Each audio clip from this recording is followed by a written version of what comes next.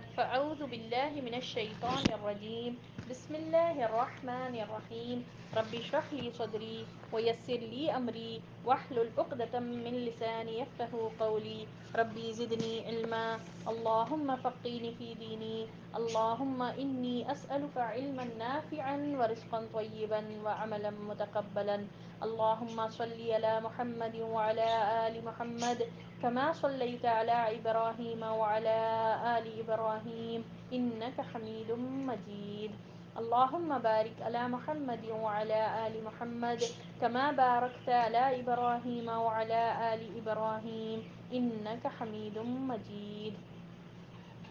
چلیے الحمدللہ ہم لوگوں نے غزوہ خندق کا پورا ٹاپک مکمل کیا. غزوہ خندق 5 ہجری میں ہوئی اور یہ بہت زیادہ طویل عرصہ چلی یہ خندق. اور وجہ کیا تھی کہ بنو نذیر کے سردار جا کر پرومپٹ کر 10,000 کا لشکر جمع کرنے میں یہ کامیاب ہو گئے.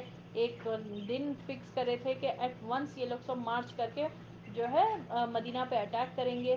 نبی صلی اللہ علیہ وسلم مشورہ کر سلمان فارسی کا جو مشورہ تھا کہ خندق کھودنے کے مشورے کو ایکسیپٹ کر کے اس پر عمل کرے تو ٹھیک ہے. 15 دن آلموسٹ 15 دن سے زیادہ کھودا گیا. 40 ہاتھ 10 لوگوں کو ٹھیک ہے ایک گروپ بنا کر 10 لوگوں کا گروپ بنا کر 40 ہاتھ کھودنے کا ٹاسک دیا گیا. اور اس طرح لوگ خندق کھودنے لگے. خندق کے کھدائی کے دوران بہت سے اللہ تعالیٰ نے نشانیاں بھی بتائے جو جابر رضی اللہ تعالیٰ عنہ کے گھر پر بھی ہوا.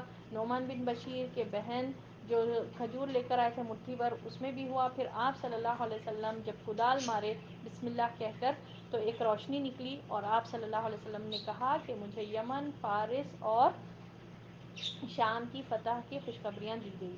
پھر اس کے بعد یہ لوگ 4,000 کا لشکر لے کر مشرکان مکے سے آئے اوپر کی طرف نیچے سے آئے. یہ لوگ لو مدینہ سے آئے اور اوپر سے اہل نجد ٹھیک ہے غطفان والے 6,000 کا لشکر. اس میں دوسرے قبیلے بھی شامل تھے. ٹوٹل 10,000 کا لشکر تھا اور کہا جاتا ہے اس کے اوپر ہی تھا ٹھیک ہے. یہ پورا لشکر آ کر مدینہ کے اطراف میں جمع ہو گئے. جیسے ہی ان کو دیکھا یہ لوگوں نے دیکھا کہ خندق کھودی ہوئی ہے کچھ نہیں کر پا رہے ٹھیک ہے. تو یہ لوگ بالکل فرسٹریٹڈ رہ گئے. کوشش کرتے تھے ہر دن وہاں پر ان لوگوں کا کوئی ارادہ نہیں تھا کہ محاصرہ کریں گے مدینے کا ٹھیک ہے. مگر اب مجبوری طور پر محاصرہ کر کے بیٹھے تھے خیمہ ڈال کر انتظار میں بیٹھے تھے. اور ہر روز صبح میں کوشش کرتے تھے کہ جائیں کس طرح سے جو ہے نا خندق کو پار کیا جائے.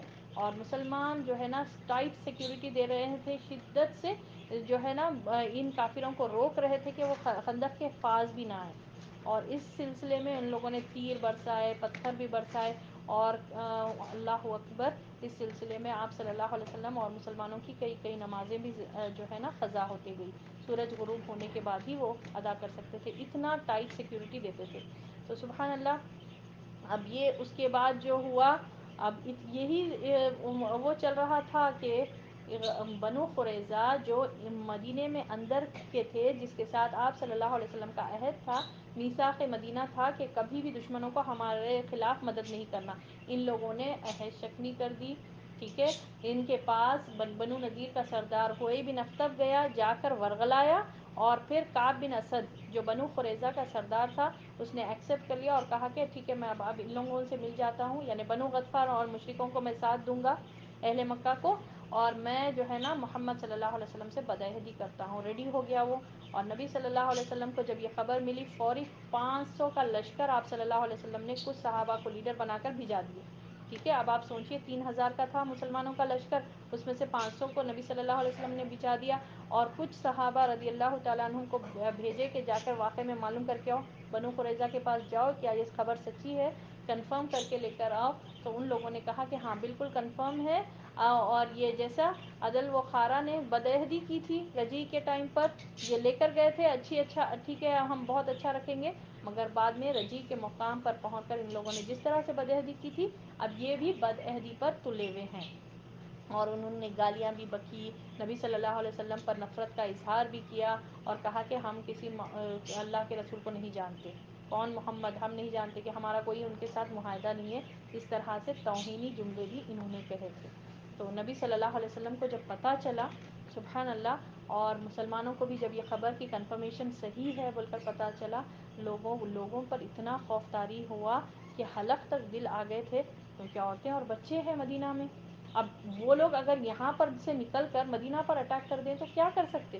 اتنا زیادہ کا لشکر، اور کیسی خوف کیا ہوگا. آپ صلی اللہ علیہ وسلم کو یہ خبر سننے کے بعد اتنا رنج و الم ہوا کہ آپ صلی اللہ علیہ وسلم اپنے چہرے پر ایک کپڑا ڈال کر ٹھیک بہت دیر تک لیٹے رہے. پھر بعد میں اللہ نے فتح کی خوشخبری دی، اور سبحان اللہ. اور اس پر آپ صلی اللہ علیہ وسلم مگر رکے نہیں. ٹھیک ہے، اب ہو گیا اللہ مدد دے رہا، وہیں پر ہاتھ پہ ہاتھ رکھ کر نہیں بیٹھے، ترتیب پر یعنی تدبیر برابر کر رہے تھے آپ صلی اللہ علیہ وسلم. جو کام کرنا ہے وہ برابر اپنی استطاعت کے اندر.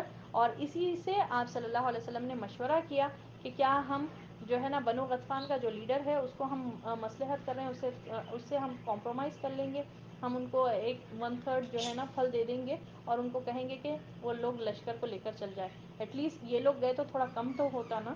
یہ سوچ کر آپ صلی اللہ علیہ وسلم نے مشورہ کیا.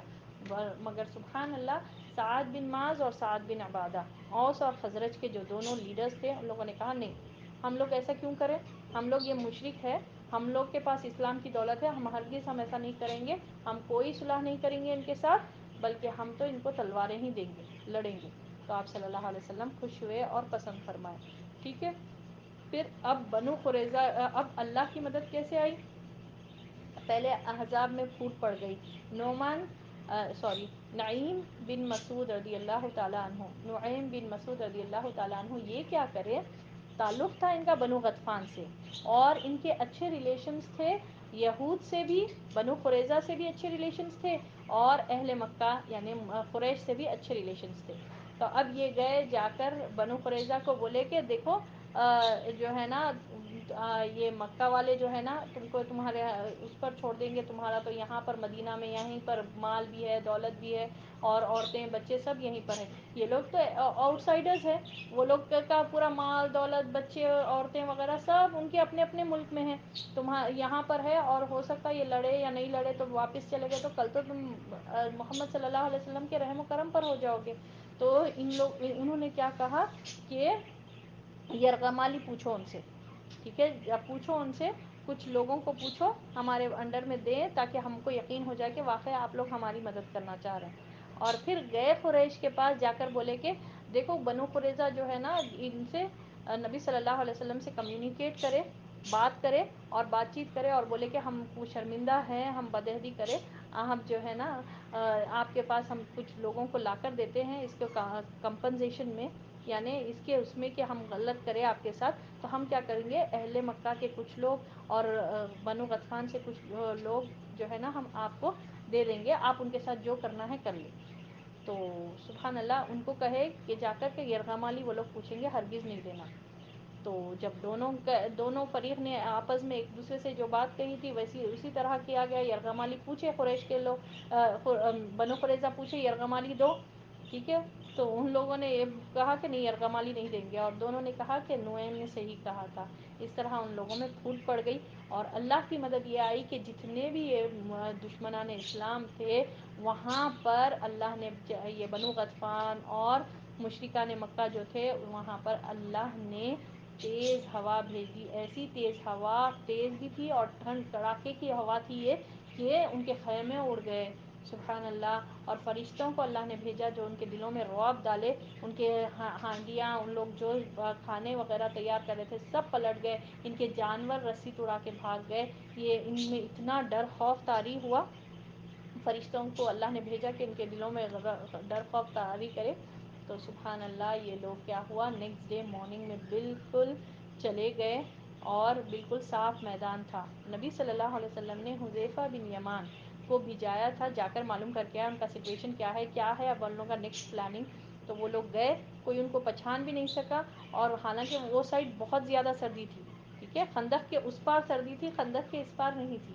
یہ اللہ کی کتنی بڑا مدد آئی ان کے پاس کہ خندق کے وہ سائڈ، ٹھیک ہے، جہاں پر مشرکین اپنا محاصرہ کر کے جو ہے مدینے کا محاصرہ کر کے جو وہاں پر پڑاؤ ڈال کر تھے نا، وہاں پر ہی ہوا سب پرابلمس. یہ سائڈ کچھ بھی نہیں تھا. اور جو ہوا اس کی وجہ سے جب دیکھے حذیفہ بن یمان کے ان کے حوصلے ٹوٹ گئے، اب وہ جانے کی وہ کر رہے ہیں، تو وہ سیم چیز آ کر بتائے نبی صلی اللہ علیہ وسلم کو، اور آ کر سو گئے. نیکسٹ ڈے مارننگ پورا لوگ چلے گئے غصے سے، بالکل نامراد ہو کر کچھ حاصل نہیں ہوا، اتنا بڑا لشکر لے کر آئے مگر بالکل اللہ نے ان کو نامراد کر دیا، اور اللہ کتنا قوی اور عزیز والی ذات ہے، سبحان اللہ۔ تو بہرحال یہ تھا غزوہ خندق، اور اس میں ہم لوگوں نے کیا سبق سیکھا؟ غزوہ خندق سے سبق یہ ہوتا کہ چاہے جتنی بھی مشکلیں آزمائشیں آئیں، ٹھیک ہے، یہاں پر پتہ چلتا، آزمائشوں میں پتہ چلتا کہ مومن کون ہے، منافق کون ہے، کون دکھاوے کی اللہ کو مانتا دعوے کرتا، اور کون واقعے میں سچا ہے، مخلص کون ہے، ٹھیک ہے۔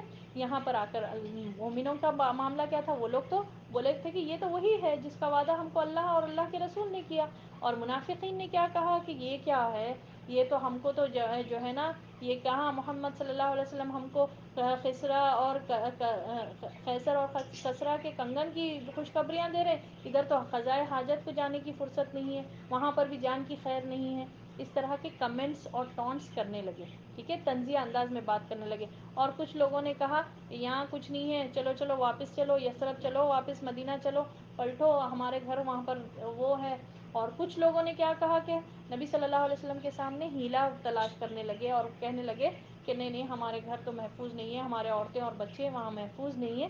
حالانکہ گھر محفوظ تھے، کیونکہ نبی صلی اللہ علیہ وسلم جیسے ہی خبر ملی پہلے بھیج دیے تھے، 500 کو بھیجا دیے تھے، تو وہاں پر سیکیورٹی کا انتظام کرے نا، مگر ان لوگوں نے ہیلا تلاش کیا، بھاگنا چاہے، تو سب کی پول کھل گئی، کون کتنے کھرے ہیں کون کھوٹے ہیں سمجھ میں آ گیا، اور اللہ نے خالص مسلمانوں کو استقامت دی، اور وہ لوگ ڈٹے رہے، جمے رہے، پھر اللہ کی مدد آئی، ٹھیک ہے۔ تو کبھی بھی آزمائشوں سے گھبرانا نہیں چاہیے، آزمائشوں میں ہمارا ایمان ٹیسٹ کریں، ہمارے پہ جب مصیبت آتی، ہم کتنا، ہمارے میں اندر کتنے لیول کا نفاق ہے، یہ سمجھ میں آتا۔ کیا اللہ سے ہم وہ ہوتے کہ بدظن نہ ہوتے، معاذ اللہ، کہ ہمارا یہ معاملہ تو نہیں ہوتا کہ اللہ تو میرے ساتھ ہی ایسا کر رہا، وہ لوگ جو ان کو دے جا رہا جو اللہ کے نافرمان ہیں، اور میرے ساتھ ہی مشکلیں آ رہی، میرے ساتھ ہی ایسا کیوں ہو رہا، میں تو اللہ کی اتنی عبادت کرتی ہوں، اب تو میں نہیں کروں گی، میں تو بدقسمت، میری تو قسمت ہی پھوٹ گئی۔ ایسے جملے کبھی نہیں نکالنا چاہیے۔ آزمائشوں میں ہمیشہ اپنے صبر سے، استقامت سے، اور اللہ کی رضا میں راضی رہنا چاہیے، چاہے وہ بیماری کے طور پر آئے، چاہے مال کی کمی سے ہو، چاہے جان کی آزمائش ہو، چاہے کچھ بھی ہو، یہ اللہ تعالیٰ ہم کو دیکھنا چاہتا ہے کہ واقعی میں یہ کیا کرتا بندہ اب، ٹھیک ہے۔ کسی کے ساتھ مال کی کمی کر کے، پھلوں کی کمی کر کے، یعنی رزق روزی کم کر کے اللہ دیکھنا چاہتا۔ تو یہاں پر ہم کو بہترین چیز پتہ چلتی کہ امتحان میں پتہ چلتا کہ ہمارا ایمان کا لیول کتنا ہے۔ اور دوسری چیز جو پتہ چلتی وہ دعا کے تعلق سے، کہ دعا، آپ دیکھیے آپ صلی اللہ علیہ وسلم دعا کو کبھی بھی نہیں چھوڑے، حالانکہ اللہ کے رسول ہے، وحی آتی آپ کے پاس، جبریل علیہ السلام برابر وحی لے کر آ رہے ہیں، کوئی حکم آپ صلی اللہ علیہ وسلم کوئی کام بغیر اللہ کے حکم کے نہیں کرتے، مگر دعا ایک ایسا ہتھیار ہے جو آپ صلی اللہ علیہ وسلم کانسٹنٹلی، مسلسل طور پر یوز کرے، تاکہ مکی دور میں بھی ہم دیکھیں کہ یہی دعا کا اثر تھا، عمر رضی اللہ تعالیٰ عنہ کو اللہ نے ان کا دل جو ہے سینے کی طرف، ان کے دل اسلام کی طرف مائل کر دیا، نبی صلی اللہ علیہ وسلم کی دعا کا تھا یہ۔ اور یہی دعا جنگ بدر میں بھی ہم لوگوں نے دیکھی کہ رات بھر نبی صلی اللہ علیہ وسلم دعا کرتے ہوئے گزارے، ٹھیک ہے، کتنا ایک درخت کے سامنے دعا کر رہے تھے، اس دوران میں بھی مسلمان بھی دعائیں کر رہے تھے، اللہم استر عوراتنا وآمن رواتنا، اللہ ہم پر ہماری پردہ پوشی فرما، اور ہمیں خطرات سے معمون کر دے، یعنی امن دے دے۔ پھر اس طرح نبی صلی اللہ علیہ وسلم بھی دعا کرے، اے کتاب کے نازل کرنے والے، اے جلد حساب کرنے والے، ان کو تباہ و برباد کر دے اور جھنجھوڑ کر رکھ دے، اور اللہ نے پھر دعا قبول فرمائی۔ تو دعا جو ہے نا، یاد رکھیے مومن کا ایک ہتھیار ہے، دعا اللہ تعالیٰ پسند کرتا کہ بندہ جو ہے نا اللہ کی طرف آئے، گڑ گڑائے، کوئی مصیبت اللہ اس لیے بھیجتا ہے کہ میری طرف آؤ، پلٹو میری طرف، مجھ سے مانگو، مجھ سے سوال کرو۔ تو کمی ہم میں رہ جاتی کہ ہم مانگنے میں کمی کر دیتے، ہم گلے شکوے وہی چیز وہی باتیں سوچ لیتے بیٹھتے، اللہ سے مانگتے نہیں۔ تو ہمیشہ یاد رکھیے مصیبتیں، مشکلوں میں، تکلیف میں اللہ کی طرف رجوع کرنا چاہیے، دعائیں کرتے رہنا چاہیے۔ اور دعا یہ ایک ایسی عبادت ہے، سبحان اللہ، کہ اس میں آپ کو کوئی شرط نہیں ہے، وضو کی شرط نہیں ہے، کوئی آپ ہے نا پراپر طریقے سے بیٹھ کر ہی دعا مانگے، لیٹے کھڑے بیٹھے اٹھے جب جیسے چاہے جیسے سچویشن میں رہے آپ اس طرح اللہ کو پکار سکتے ہیں. جیسے نماز پڑھنے کے لیے وضو شرط ہے، اگر کسی کا وضو نہیں ہے تو نماز نہیں ہوگی. مگر دعا ایک ایسی چیز ہے، یہ ایک ایسا عمل ہے، اس میں کوئی شرط کوئی ادب کی ضرورت نہیں ہے آپ کو. آپ لیٹے کھڑے بیٹھے بیماری کی حالت میں ہیں کبھی بھی اللہ کو پکار سکتے. اور سبحان اللہ، اللہ نے کیا فرمایا سورۃ البقرہ میں کہ اذا سألك عبادی انی فانی قریب اجیب دعوت الداعی اذا دعان، کہ جب میرے بندے آپ صلی اللہ علیہ وسلم سے سوال کرے کہ اللہ تعالیٰ کے تعلق سے سوال کرے، ان سے کہیے کہ میں ان کا بہت قریب ہوں. اور اللہ کیسا قریب ہے کہ ہمارے شہرت سے بھی زیادہ قریب ہے. اللہ اکبر. ہم بس کمی کر دیتے ہیں. اور اللہ تعالیٰ بول رہا کیا کہ اجیب دعوت الداعی اذا دعان، میں جواب دیتا ہوں جب کوئی پکارنے والا مجھے پکارے. یہ نہیں کہ سال میں ایک بار پکارنے والے کو ہی نہیں، دن میں 1000 مرتبہ بھی پکارنے والے کو اللہ تعالیٰ ہاں میرے بندے میں حاضر ہوں. مگر کیا ہے کنڈیشن؟ انہیں بھی چاہیے کہ میری بات مان لے، یعنی اللہ کی نافرمانی کا کام نہیں کریں. اور اللہ کیوں ہم کو سزا دے گا؟ تو یہ ہے نا، کوئی ایک بندہ دعا کرتا ہے، اس کے تعلق سے آپ صلی اللہ علیہ وسلم نے کیا فرمایا، ایک دور دراز سے بندہ جو ہے نا ٹریولنگ کر کے آیا، پورا گرد آلود رہا، یعنی اتنا سفر کر کے آیا اور کعبے کے سامنے ٹھہر کر کعبے کو ہاتھ لگا کر دعا کرتا رہتا ہے، یا رب یا رب یا رب مجھے یہ دے مجھے یہ دے. اس کی دعا کیسے قبول ہوگی جبکہ اس کا کھانا حرام کا ہے، جبکہ اس کا جو ہے نا معاملات پورے حرام پر ہے. تو جو یہ چیز ہم کو ہونی چاہیے کہ کوئی اللہ کے کام جو اللہ نے منع کیا ہے اس پر جو ہے نا اگر نہیں وہ ہم کاربند ہے، اس کے پابند نہیں ہے، تو اللہ تعالیٰ دعائیں نہیں سنتا. ٹھیک ہے. اور دعاؤں کا تعلق سے آپ صلی اللہ علیہ وسلم نے فرمایا کہ دعا مومن کی رد نہیں ہوتی. اللہ تعالیٰ آئدر فوری طور پر سن لیتا یا پھر اس کے بدلے کچھ اور چیز دے دیتا اللہ تعالیٰ جو اس کے لیے خیر ہے، یا پھر اس دعا کو اللہ تعالیٰ قیامت کے دن اٹھا کر رکھتا. تو یہ کریں، اپنا معاملہ اللہ سے سدھاریں، صحیح رکھے معاملہ، کوئی جھوٹ بولنے والا نہیں ہو، کوئی فراڈ کرنے والا نہ ہو، حرام طریقے سے کمائی نہ کی ہو. ٹھیک ہے. کوئی روزی کمانے کا ذریعہ حرام طریقے کا نہ ہو. تو یہ اگر ہم رکھیں گے ڈیفینیٹلی ہماری دعاؤں میں اثر ہوگا. تو یہ ایک دعا کے تعلق سے یہ ہے آپ لوگوں کے سامنے بولنا تھا. اور ہم اب تک بھی جو دیکھیں وہ دعا کا ہے. ٹھیک ہے. دعا کرنی چاہیے، ہم کو مانگنا چاہیے، اٹھتے بیٹھتے لیٹتے ہر وقت اپنے رب کو یاد کرے، پکارے جو بھی ہے. اور سب سے بڑی ضرورت تو یہ ہے کہ اللہ ہمارے گناہوں کو معاف کر کے ہم کو جنت میں داخل کرے. ٹھیک ہے. اچھا، کل کے لیسن میں ہم لوگوں نے اور یہ ایک دیکھا تھا کہ ان لوگوں کو جب کہا گیا تھا، اہل مکہ نے کچھ ایک گروپ کے لوگوں ان کے پاس بنو قریظہ کے پاس بھی جائے، اہل مکہ اپنے پاس سے ایک گروپ بھی جائے بنو قریظہ کے پاس، کہ ان کو بولے کہ جنگ کرنا ہے، کل ہم جنگ کے لیے تیاری کرو اور جائیں گے ہم. تو ان لوگوں نے کہا تھا کہ ہفتے والے دن ہم کچھ نہیں کرتے، اور اسی روز ہم کو شریعت کے حکم سے تجاوز ہونے کی وجہ سے ہم پر عذاب آیا. تو یہ اہل سبت کے تعلق سے ہے، یہ ہفتے والے دن. آپ میں سے کسی کو معلوم؟ ٹھیک ہے. موسیٰ علیہ السلام کے زمانے میں یہ ایک بستی تھی. ٹھیک ہے. موسیٰ علیہ السلام کی شریعت میں اللہ تعالیٰ نے ان لوگوں کو جو موسیٰ علیہ السلام کو ماننے والے بنی اسرائیل تھے، اللہ تعالیٰ نے ان کو رکھا تھا کہ ہفتے کے دن کچھ کام نہیں کرنا، ہفتے کے دن صرف عبادتیں کرنا. جیسا ہمارے لیے جمعے کا دن ہے نا، جمعے کا دن ہم کو بہت زیادہ محبوب ہے، اور ہم کو اللہ تعالیٰ نے اس کے تعلق سے سورۃ الجمعہ میں بھی ہے کہ جب کبھی نماز کے لیے پکارا جائے، سب اپنی تجارتیں جو بھی امپورٹنٹ کام ہے سب چھوڑ دو، دوڑو نماز کے لیے. اور ہم کو یہ بھی معلوم ہے کہ جمعے کے دن ایک ایسا گھنٹہ ہے جس نبی صلی اللہ علیہ وسلم نے فرمایا جہاں پر دعا رد نہیں ہوتی. تو جمعے کے دن کی جیسا ہمارے پاس اہمیت ہے، ان کی شریعت میں یعنی بنی اسرائیل کی شریعت میں ہفتے کا دن تھا فکسڈ. اس دن کوئی کام نہیں کرنا، بس اللہ کی عبادتیں زیادہ کرنا. ٹھیک ہے. تو اب یہاں پر ایک بستی تھی، ایک قوم تھی سمندر کے کنارے میں. تو ان لوگوں کو یہ تھا، یہ حکم تو تھا یہ بنی اسرائیل کو کہ کوئی نہیں کرنا کام سیٹرڈے کے دن. تو اب یہ لوگ وہ تھے شکار کرنے والے، مچھلی فارمر قسم کے، مچھوارے قسم کے لوگ تھے. تو اب یہ لوگ کیا کرے، اللہ تعالیٰ جو ہے نا ان کو، پہلے تو یہ سمندر کے کنارے پر تھے، تو جب اللہ نے منع کیا تو وہ لوگ دیکھتے تھے کہ ہفتے والے دن ہی مچھلیاں بہت آتے تھے. اب یہ ایک آزمائش ہوتی کہ سامنے ہی سامنے بالکل اتنے زیادہ آتے تھے مچھیاں، اور ان کا پروفیشن یہی تھا، مچھیوں کو پکڑتے تھے بیچتے تھے. تو اب یہ لوگ کیا کرے، ڈیسائیڈ یہ کرے کہ فرائیڈے نائٹ ہم گڑھا کھود دیں گے. ٹھیک ہے، اشاری کرنے گئے. اللہ تعالیٰ کو کوئی دھوکہ نہیں دے سکتے. یہ لوگ کیا کرے، فرائیڈے کے نائٹ گھڑے جو ہے نا بالکل ایک پٹس ٹائپ کھود دیتے تھے، گڑھے بنا دیتے تھے سمندر کے کنارے. اور جب ہفتے کے دن جب زیادہ مچھلیاں آتے تھے تو اس میں گڑھے میں پھنس جاتے تھے.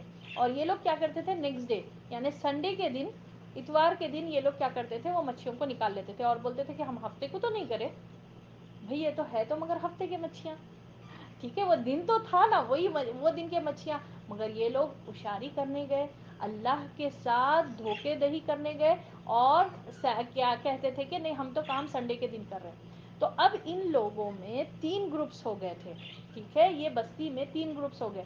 ایک گروپ یہ کہتا تھا کہ جو ہے نا بالکل دھڑلے سے، بالکل ہے نا ڈنکے کی چوٹ پر یہ کام کرتا تھا کہ ہاں ٹھیک ہے بھائی، ہم جو کر رہے ہیں صحیح ہے، وہ نہیں ہفتے کو تو نہیں کر رہے نا. یعنی اپنے آپ کو جسٹیفائی کرنے کے لیے بالکل ایک ہٹ دھرمی دکھا کر بولتے تھے کہ ہاں ہم کر رہے ہیں. اور دوسرا گروپ یہ تھا، دوسرے لوگ یہ تھے کہ ان کو روکتے بھی تھے اور خود بھی نہیں کرتے تھے اور روکتے بھی تھے. ٹھیک ہے، یعنی نہیں انل منکر بھی کرتے تھے، امر بالمعروف بھی کرتے تھے. یعنی خود بھی نہیں کرتے تھے یہ کام اور دوسروں کو بھی منع کرتے تھے، دیکھو یہ نہیں کرو، یہ اللہ کی نافرمانی کا کام ہے، کہیں ایسا نہ ہو تم پر عذاب نہ آ جائے. تو سبحان اللہ، یہ سیکنڈ گروپ تھا. اور تھرڈ گروپ کیا تھا کہ وہ لوگ کیا کرتے تھے کہ روکتے نہیں تھے مگر خود رک جاتے تھے، لوگوں کو جا کے روکتے نہیں تھے. اور جو یہ لوگ روکتے تھے نا سیکنڈ گروپ کو، جا کر بولتے تھے تمہارا کیا جا رہا، تم کیوں روک رہے ہیں ان لوگوں کو، کیوں ان کو سمجھا رہے ہیں. اب تم نہیں روک رہے تو ٹھیک ہے، تم رک جا رہے ہیں، ٹھیک ہے، ان لوگوں کو بات کیوں کرے جب ان لوگ سن رہے نہیں، ان کو کیوں سمجھا رہے نہیں. تو اللہ نے عذاب ان پر 2 گروپس پر آیا. کون سے 2 گروپس، ایک جو دھڑلے سے، ایک جو پورا ہے نا پورا دعوے کے ساتھ، پورے ہٹ دھرمی کے ساتھ جو گناہ کرتے تھے ان پر. اور تھرڈ وہ گروپ جو روکتے، خود رک گئے تھے مگر دوسروں کو نہیں روکتے تھے، سمجھتے تھے کہ یہ نہیں کرتے. اور سیکنڈ گروپ جو کرتا تھا وہ اس لیے کرتا تھا کیونکہ کہیں قیامت کے دن ہمارے اوپر حجت نہ قائم ہو جائے، تو اس لیے اللہ نے وہ ایک سیکنڈ گروپ کو بچا لیا. تو یہاں پر ہم کو لیسن یہ ملتا کہ ہم دیکھ رہے ہیں سامنے والا گناہ کر رہا اور آپ پیچھے ہٹے جانے دیں، ہاں ان کا معاملہ ہے تو یہ نہیں ہوگا. ٹھیک ہے، یہ نہیں کرے، یہ اہل سبت میں کے لوگ ایسے ہی کرتے تھے. تو اللہ نے ان کو بھی عذاب میں پکڑا، دونوں پر عذاب آیا. اور کیسا عذاب آیا، اللہ نے ان کی شکلیں بندر کی کر دی تھی. ان کی شکل کمپلیٹلی، عقل تو سبحان اللہ انسانوں کی تھی مگر اللہ اکبر کبیرہ ان کی شکل بندر کی جیسے ہو گئی تھی. اور آپ سوچئے کہ اطراف کے لوگ بندر کی شکل لے کر پھر رہے ہیں، جسم پورا جو ہے نا انسان کا ہے اور بندر کی شکل. تو یہ بچنا چاہیے، امر بالمعروف نہیں انل منکر کرنا ضروری ہے. اس کے تعلق سے آپ صلی اللہ علیہ وسلم نے فرمایا کہ اگر تم برائی دیکھو تو اس کو روکو اور اس کو منع کرو، اور اپنے دل میں ایٹ لیسٹ برا جانو، اور یہ ایمان کا سب سے لو لیول ہے. اور اگر تم ایسا نہیں کرو گے تو زمین میں فساد برپا ہو جائے گا، اور تم دعائیں کرو گے، دعائیں تمہاری قبول نہیں ہوگی. تو یہ ہے امر بالمعروف اور نہیں انل منکر نہیں کرنے کے نقصانات. اور آپ اس میں ہم کو بہت بڑا سبق یہ ملتا ہے جس کا ذکر اللہ نے سورۃ البقرہ میں فرمایا ہے، یہ اصحاب السبت کا ذکر، جو ہفتے والے دن کا. 2 گروپس کو اللہ نے، وہ خود نہیں کرتے تھے مگر دوسروں کو نہیں روکتے تھے، اپنی فکر کر لیے، اور اپنی فکر کرنے والوں کو بھی اللہ نے عذاب دیا. تو سبحان اللہ، یہاں سے ہم کو سبق ملتا. ٹھیک ہے نا، کلیئر ہے یہ. غزوہ بنو قریظہ.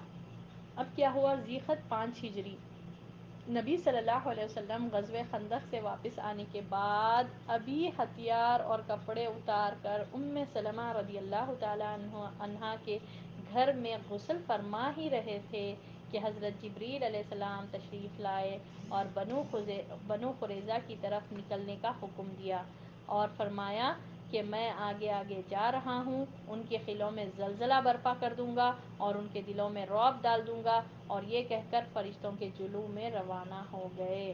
اس سے کیا بات پتہ چلتی، دیکھیے سبحان اللہ، ایک کتنا بڑا، ایک اتنا طویل محاصرہ، اتنا ڈیفینڈ کر کے آئے.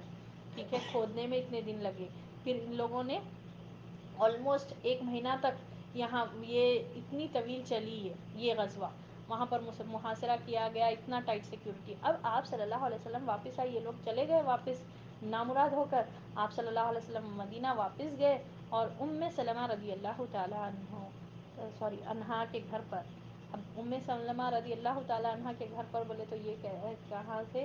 تو نبی صلی اللہ علیہ وسلم نے 4 ہجری میں ان سے نکاح کیا تھا، ازواج مطہرات میں سے تھے. اور ان کے شوہر ابو سلمہ کا جو ہے نا غزوہ احد میں ان کو کچھ زخمی ہو گئے تھے، پھر بعد میں غزوہ احد سے پلٹ کر جانے کے بعد اسی زخموں میں ان کا وفات ہو گئی. تو پھر سلمہ سے آپ صلی اللہ علیہ وسلم نے نکاح کیا. ہم لوگوں نے ازواج مطہرات کا جو سیریز کیے تھے اس میں ہم لوگوں نے دیکھا کہ ان کو جب ابو بکر رضی اللہ تعالیٰ عنہ، عمر رضی اللہ تعالیٰ عنہ بھیجا ہے نکاح کا پیغام، مگر سب کو ڈینائی کرے گی، نہیں کو نہیں کرنا ہے نکاح. پھر جب محمد صلی اللہ علیہ وسلم بھی جائے تو نبی صلی اللہ علیہ وسلم کو انہوں نے کہا کہ 3 عذر ہے میرے کو نہیں کرنے کا آپ سے نکاح. ایک تو میں بوڑھی خاتون ہوں اور مجھے غصہ جلدی آتا ہے، یعنی کہ بہت جلدی غصہ آ جاتا تھا، اور میرے بچے بہت ہیں. 3 عذر بتائے تو نبی صلی اللہ علیہ وسلم نے کہا کہ بچوں کی بات ہے لہٰذا میں ٹیک کیئر کروں گا، اور بڑھاپا کی بات آپ جو کر رہے ہیں میں بھی بوڑھا ہو گیا ہوں. اور تھرڈ کہ جو انہوں نے کہا کہ میرے میں حسد بہت ہے، مجھے غصہ بہت آتا ہے، تو میں اس کے لیے دعا کروں گا اور اللہ تعالیٰ آپ کے یہ چیز دور کر دے گا. تو اس طرح پھر آپ صلی اللہ علیہ وسلم کی نکاح میں آ گئے تھے سلمہ رضی اللہ تعالیٰ عنہ. پھر حجرہ بنایا گیا، ٹھیک ہے. تو سلمہ عائشہ رضی اللہ تعالیٰ عنہ کے بعد جو سب سے زیادہ حدیثوں کے راوی ہیں وہ یہی ہے. بہت زیادہ انٹیلیجنٹ خاتون تھی، ٹھیک ہے. اور سب سے لاسٹ ازواج مطہرات میں جو وفات پائی، ٹھیک ہے، یعنی پورے ازواج مطہرات 11 تھے، جو سب سے لاسٹ جن کی وفات ہوئی وہ یہی ہے، سلمہ رضی اللہ تعالیٰ عنہ. ٹھیک ہے، آگے بھی ہم پڑھیں گے غزوہ فتح مکہ میں بھی ان کا ذکر، صلح حدیبیہ میں ہم ان کے بارے میں پڑھیں گے. بہرحال آپ صلی اللہ علیہ وسلم وہاں پر گئے تھے سلمہ رضی اللہ تعالیٰ عنہ کے گھر پر. وہاں جا کے ابھی غسل فرما رہے تھے، ہتھیار رکھ کر غسل کی تیاری کر رہے تھے کہ جبرائیل علیہ السلام آئے اور بولے کہ ابھی ہم لوگ ہتھیار نہیں اتارے، اے اللہ کے رسول صلی اللہ علیہ وسلم چلیے بنو قریظہ. یہ لوگ کتنا ستائے، کتنا کیا حالت کرے تھے مسلمانوں کی، کمپلیٹلی خوف طاری ہو گیا تھا، ڈر گئے تھے. ان لوگوں نے بدعہدی کی، گالیاں بکی، نبی صلی اللہ علیہ وسلم کے خلاف اہانت کی ان لوگوں نے. تو ان لوگوں نے جبریل علیہ السلام نے کہا کہ میں جا رہا ہوں ان کے قلعوں کی طرف، وہاں پر زلزلہ برپا کر دوں گا اور میں ان کے دلوں پر رعب ڈالوں گا. اب آپ وہ یہ کہہ کر وہ فرشتوں کے جلو میں، یعنی گروپس آف فرشتے پورے مل کر بنو قریظہ کی طرف گئے. سبحان اللہ. دیکھیے یہ ہوا. اور ادھر نبی صلی اللہ علیہ وسلم نے کیا کیا، ادھر رسول اللہ صلی اللہ علیہ وسلم نے لوگوں میں منادی کرائی، یعنی اعلان کرایا کہ جو شخص سماع و طاعت پر قائم ہے وہ عصر کی نماز بنو قریظہ ہی میں پڑھے. اللہ اکبر کبیرہ. اب آپ سوچیں کیا معاملہ ہوا تھا ہوگا، اتنا بڑا لمبا طویل لینتھی اتنے پیریڈ کے لیے محاصرہ کر کے اب آئے تو نبی صلی اللہ علیہ وسلم اعلان کرا دیے کہ اب چلیے بنو قریظہ کے پاس جانا ہے. ٹھیک ہے، وہ ساؤتھ میں تھا نا ان لوگوں کا پورے قلعے یہ لوگ. تو ان لوگوں نے کیا کیا، نبی صلی اللہ علیہ وسلم جب اعلان کیے اور کیا فرمائے کہ جو بھی سماع اور اطاعت پر، یعنی جو جس نے کہا کہ ہم نے سنا اور ہم نے اطاعت پر ہے، یہ بات پر جو بھی قائم ہے وہ عصر کی نماز بنو قریظہ میں پڑھے. تو کیا ہوا، اس کے بعد مدینے کا انتظام ابن مکتوم یعنی عبداللہ بن ابن مکتوم جو نابینا صحابی ہے ان کو سونپا، اور حضرت علی رضی اللہ تعالیٰ عنہ کو جنگ کا فریرہ یعنی جنگ کا فلیگ جھنڈا دے کر بھیجا، ایک جماعت کے ساتھ آگے روانہ فرما دیا. اب آپ دیکھیے محمد صلی اللہ علیہ وسلم لیڈر ہے، مگر سبحان اللہ علی رضی اللہ تعالیٰ عنہ کو بھیجے، جاؤ جھنڈا لے کر آگے جاؤ، اور کچھ صحابہ رضی اللہ تعالیٰ عنہ کی جماعت کو بھی روانہ فرمائے. بنو قریظہ نے انہیں دیکھا تو رسول اللہ صلی اللہ علیہ وسلم پر گالیوں کی بوچھار کر دی اور ہرزہ سرائی کی یعنی کہ مذاق اڑایا. اور ان لوگوں نے کیا کیا ادھر اعلان سن کر مسلمان بھی جھٹ پٹ تیار ہوئے اور نکل پڑے۔ بعض لوگ ابھی راستے ہی میں تھے کہ عصر کا وقت ہو گیا، چنانچہ کچھ لوگوں نے وہیں نماز پڑھ لی اور کچھ لوگ نے بنو قریظہ پہنچے تک مؤخر کی۔ نبی صلی اللہ علیہ وسلم بھی مہاجرین اور انصار کے جلو میں نکلے اور بنو قریظہ کے انا نامی ایک کنویں پر پڑاؤ ڈالا۔ تو اب کیا ہوا، آپ صلی اللہ علیہ وسلم اعلان کر دیے، اعلان کر کے حضرت علی رضی اللہ تعالیٰ عنہ کو کچھ لوگوں کے ساتھ روانہ کر دیے، اور ادھر آپ صلی اللہ علیہ وسلم نے کیا اعلان فرمایا تھا کہ جو بھی جو ہے نا سماع اور طاعت پر قائم ہے ان کو چاہیے کہ عصر کی نماز بنو قریظہ میں پڑھے۔ تو کچھ صحابہ رضی اللہ تعالیٰ عنہم نکلے تک راستے میں عصر کی نماز کا وقت ہو گیا، تو کچھ لوگوں راستے میں ادا کرے اور کچھ لوگ بنو قریظہ پہنچ کر ہی ادا کرے، یعنی کچھ لوگوں نے لٹرل میننگ میں لیے کہ نماز وہیں پر جا کر پڑھنا ہے، ٹھیک ہے، کمپلیٹلی پورے ورڈز پر ورڈ ٹو ورڈ آپ صلی اللہ علیہ وسلم کی اطاعت کی۔ بعض لوگ نماز کا وقت ہو گیا تو نماز ادا کر لیے، تو نبی صلی اللہ علیہ وسلم نے کسی سے کچھ نہیں کہا، ٹھیک ہے، وہ سب لوگوں کو کچھ نہیں بولے، اور آپ صلی اللہ علیہ وسلم مہاجرین اور انصار، ٹھیک ہے، ان لوگوں کے ساتھ جا کر کون سے پڑاؤ پر کہاں پر پڑاؤ ڈالے، انا نامی ایک کنویں پر، بنو قریظہ کے ایریے میں ایک کنواں تھا انا نامی، وہاں پر پڑاؤ ڈالے۔ اللہ تعالیٰ نے بنو قریظہ کے دلوں میں رعب ڈال دیا تھا، جس طرح جبریل علیہ السلام کہہ کر گئے تھے، اللہ تعالیٰ نے فرشتوں کے ذریعے سے ان کے دلوں میں رعب ڈال دیا اور وہ اپنی گھڑیوں میں قلعے بند ہو گئے، انہیں لڑائی کی جرأت نہ ہوئی۔ مسلمانوں نے سختی سے محاصرہ جاری رکھا۔ یہود نے جب دیکھا کہ طول پکڑ رہا ہے تو چاہے کہ اپنے بعض مسلمان اپنے حلیفوں سے مشورہ کریں، چنانچہ انہوں نے نبی صلی اللہ علیہ وسلم سے ریکویسٹ کی کہ وہ ابو لبابہ کو بھیج دیں تاکہ ان سے مشورہ کر لیا جائے۔ آپ صلی اللہ علیہ وسلم نے ابو لبابہ کو بھیج دیا۔ انہیں دیکھ کر مرد حضرات ان کی طرف دوڑ پڑے، عورتیں اور بچے ان کے سامنے دھاڑے مار مار کر رونے لگے۔ اس کیفیت کو دیکھ کر حضرت ابو لبابہ رضی اللہ تعالیٰ عنہ پر رقت طاری ہو گئی۔ یہود نے کہا، کیا آپ مناسب سمجھتے ہیں کہ ہم محمد صلی اللہ علیہ وسلم کے فیصلے پر ہتھیار ڈال دیں؟ انہوں نے کہا ہاں، اور ساتھ ہی ہاتھ سے حلق کی طرف اشارہ بھی کر دیا، مطلب یہ تھا کہ ذبح کر دیے جاؤ گے۔ لیکن انہیں فوراً احساس ہوا کہ اشارہ کر کے انہوں نے اللہ اور اس کے رسول صلی اللہ علیہ وسلم کے ساتھ خیانت کی ہے، چنانچہ وہ سیدھے مسجد نبوی پہنچے اور اپنے آپ کو اس کے ایک ستون سے باندھ لیا اور قسم کھائی کہ اب انہیں رسول اللہ صلی اللہ علیہ وسلم ہی اپنے دست مبارک سے کھولیں گے۔ جب رسول اللہ صلی اللہ علیہ وسلم کو اس کی اطلاع ہوئی تو آپ صلی اللہ علیہ وسلم نے فرمایا، اگر وہ میرے پاس آ گئے ہوتے تو میں ان کے لیے دعائے مغفرت کر دیتا، لیکن جب وہ یہی کام کر بیٹھے ہیں تو اب انہیں بھی چھوڑے رکھیں یہاں تک کہ اللہ ہی ان کے بارے میں فیصلہ فرمائے، ٹھیک ہے۔ اب ہوا کیا، نبی صلی اللہ علیہ وسلم بھی وہاں پر پہنچ گئے، مہاجرین اور انصار بھی وہاں پر جو ہے نا انا نامی ایک کنویں کے پاس پڑاؤ ڈالے۔ تو اب یہاں پر دیکھیے اللہ تعالیٰ نے ان کے دلوں پر رعب ڈال دیا تھا، بنو قریظہ کے دلوں پر رعب طاری تھا، اور یہ لوگ اپنے آپ کو قلعوں میں بند کر لیے، ٹھیک ہے، پورا اپنے آپ کو لے کر جا کر وہ بنو قریظہ کے جو قلعے تھے وہاں پر اپنے آپ کو بند کر لیے۔ اور جب ان لوگوں نے دیکھا کہ طول پکڑ رہا ہے، یعنی کہ بہت زیادہ لمبے عرصے تک محاصرہ کرے، ٹھیک ہے، سوچئے آپ، لمبا عرصہ چلا، اور ہم آگے پڑھیں گے 25 دن تک محاصرہ کرے تھے، یہاں پر 1 مہینہ 25 دن، سیم چیز۔ ہم ذرا اپنے آپ کو اس سچویشن میں رکھ کر سوچیں کہ کیسا کرے ہوں، تھک کے اگر کسی سفر سے ہی ہم آئے تو دوسرا کچھ کام بولے تو ہم نہیں کر پاتے۔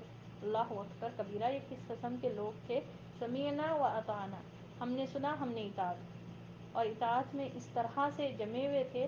بہرحال یہ لوگ جب زیادہ لمبا ہی چل رہا تھا تو ان لوگوں نے، بنو قریظہ کے لوگوں نے کہا کہ نبی صلی اللہ علیہ وسلم سے ریکویسٹ کرے کہ ہمارے حلیف کو بھی جائیں۔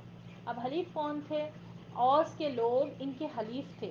کس طرح سے حلیف ہوئے کہ نبی صلی اللہ علیہ وسلم کے مدینہ میں آنے سے پہلے ہوا یہ تھا کہ جو اوس اور خزرج میں دشمنی تھی، میں آپ لوگوں کو پہلے بھی بتائی، اوس اور خزرج میں کٹر دشمنی تھی، تو یہ لوگ کیا کرتے تھے، خزرج سے لڑنا رہا تو بعض یہودیوں کو اپنے حلیف بنا لیتے تھے کہ ہماری مدد کرو.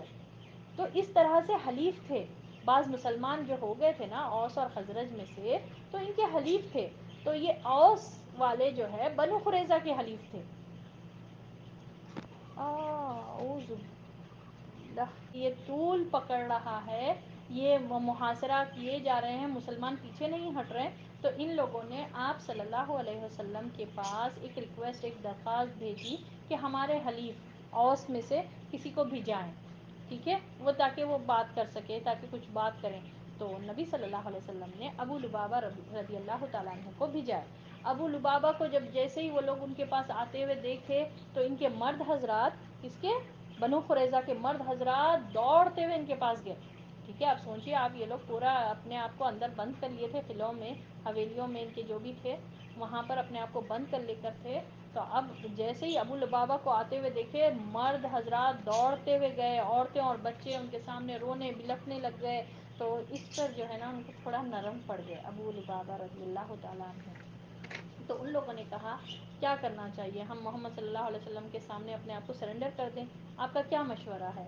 تو ابو لبابہ رضی اللہ تعالیٰ عنہ نے کہا ہاں، اور ساتھ میں حلق کی طرف، یعنی آپ اپنے گردن کی طرف اشارہ کر کے بھی بتائے ورنہ مار دیے جاؤ گے، یعنی حلق سے، انگلی سے اشارہ کر کے بتائے. ٹھیک ہے، سمجھ میں آ رہا ہے یہ کس طرح سے انہوں نے اشارہ کیا؟ کیا اب بعض وقت بتایا جاتا نا کہ مارنے کے لیے ہم جو یوز کرتے نا گردن کی طرف ایک ہاتھ سے اشارہ بتا کر، اشارہ کیا، ان کو فوری وہ اشارہ تو کر دیے، ایک تو نرم پڑ گئے، تھوڑے سافٹ ہو گئے تھے. جب مرد حضرات کو دوڑتے ہوئے آ کر دیکھے عورتیں اور بچے رو رہے تھے تو یہ ابو لبابہ رضی اللہ تعالیٰ عنہ تھوڑا سافٹ پڑ گئے. تھوڑا ان کے لیے ہمدردی وہ دکھائے کہ اپنے آپ کو سرنڈر کر دو، اپنے آپ کو نبی صلی اللہ علیہ وسلم کے حوالے کر دو ورنہ مار دیے جاؤ. ٹھیک ہے، اب ان کو ریئلائز ہوا، ان کو احساس ہوا کہ ان کو ایسا نہیں کرنا چاہیے تھا، یہ تو خیانت میں نے کی. صرف ایک اشارہ سوچیے آپ، اور انہوں نے یہ سمجھ کر یہ کیا کرے، فوری بھاگ کر مدینہ گئے. مدینہ مسجد نبوی میں جا کر ایک ستون، ایک پلر سے اپنے آپ کو باندھ لیے اور بولے کہ جب تک محمد صلی اللہ علیہ وسلم اپنے دست مبارک سے جب تک نہیں کھولے میں نہیں نکلوں گا، میں ایسی کنڈیشن میں رہوں گا. تو نبی صلی اللہ علیہ وسلم کو بات پتہ چلی، کچھ صحابہ آ کر بتائے کہ یہ جو ہے نا ابو لبابہ ایسا کرے. تو بہرحال نبی صلی اللہ علیہ وسلم نے کہا اگر وہ میرے پاس آتے تو میں دعائے مغفرت کر دیتا تھا. اب جب انہوں نے ڈیسائیڈ ہی کیا کہ فیصلہ کرنا ہے تو اللہ کے فیصلے تک آنے تک ہم رکیں گے. ٹھیک ہے، تو یہ ہوا تھا ابو لبابہ کے بارے میں. تو یہاں تک ہم رکھیں گے آج کا سبق، اور ہم دیکھیں سبحان اللہ، اس سے ہم کو جو پڑھتے ہوئے ہم جو آئے سے پتہ چلتا کہ کتنا یہ لوگ اپنے آپ کو عملی طور پر ثبوت دیے. ہم، آپ اور ہم اس کنڈیشن میں، یا پھر ہمارے مردوں کو ہم یہ کنڈیشن میں امیجن کریں. یہ پہلے تو اتنی کنوینئنس کا والا معاملہ چاہیے، اتنا کہ ہر چیز ہم کو آسانی سے چاہیے، اور یہاں پر کتنا محاصرہ، 1 مہینے کا، وہ 1 مہینے کا کر کے آئے، پھر فوری ویری سیم ڈے نبی صلی اللہ علیہ وسلم کو جبریل علیہ السلام بولے کہ چلنا ہے اب، تو ویری سیم ڈے گئے. پھر وہ بھی ہم دیکھیں گے انشاءاللہ، پڑھیں گے منڈے کے دن کہ 25 دن تک محاصرہ کریں. 25 ڈیز، 1 منتھ پلس 25 ڈیز. آپ بولیے ایک سیم چیز کرتے کرتے انسان کو کتنی بیزارگی آنی چاہیے، کتنا پیچھے ڈالنا چاہیے معاملات، مگر یہ لوگ برابر ساتھ دیے محمد صلی اللہ علیہ وسلم کا. اور تبھی تو یہ صحابہ رضی اللہ تعالیٰ عنہم کہلائے، اللہ ان سے راضی رہا اور یہ اللہ سے راضی رہے. سبحان اللہ. اللہ کرے کہ اللہ ہم سب سے بھی راضی ہو جائے. آمین یا رب العالمین. وآخر الدعوانا الحمد للہ رب العالمین. سبحان ربک رب العزت عما یصفون وسلام علی المرسلین والحمد للہ رب العالمین. سبحانک اللہم وبحمدک، نشہد ان لا الہ الا انت، نستغفرک ونتوب الیک. السلام علیکم ورحمۃ اللہ وبرکاتہ.